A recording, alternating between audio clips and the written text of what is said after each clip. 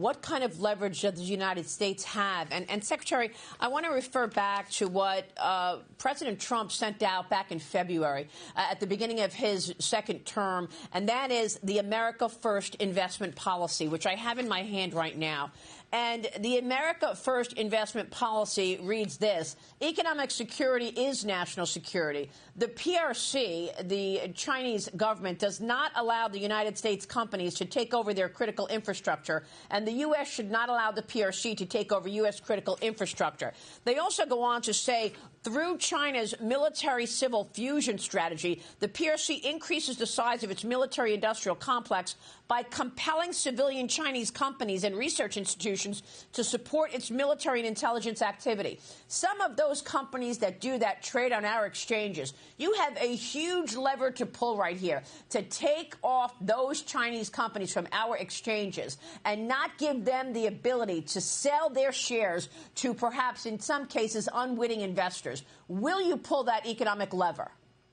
Maria, I can tell you, everything's on the table. I am optimistic that this can be de-escalated, but we're willing to do whatever it takes and to adopt whatever posture it takes. And again, this is a global problem, and I think our global allies will follow us on this.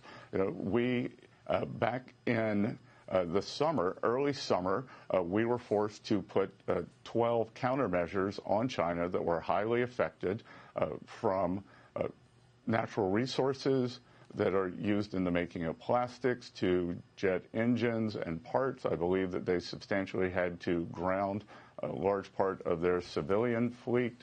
So we have plenty of straight brute force countermeasures that we can pull.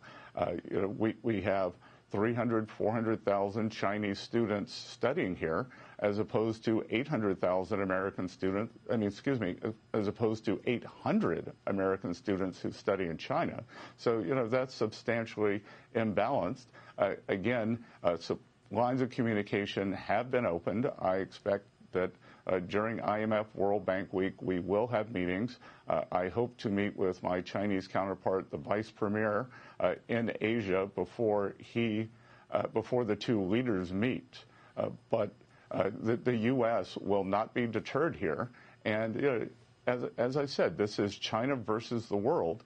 And Chinese have a different business model than we do. But there is no business model that shows it is a good idea to harm your customers. China is the largest exporter in the world, and they are dependent on trade. We do not want to decouple. We want to de-risk. And this de-risking, the critical minerals is part of it, semiconductor independence is part of it, bringing our pharmaceutical industry back on shore, and everything that President Trump has done with the America First agenda. So, we don't want to decouple, but China, when they send out messages like this is a decoupling message.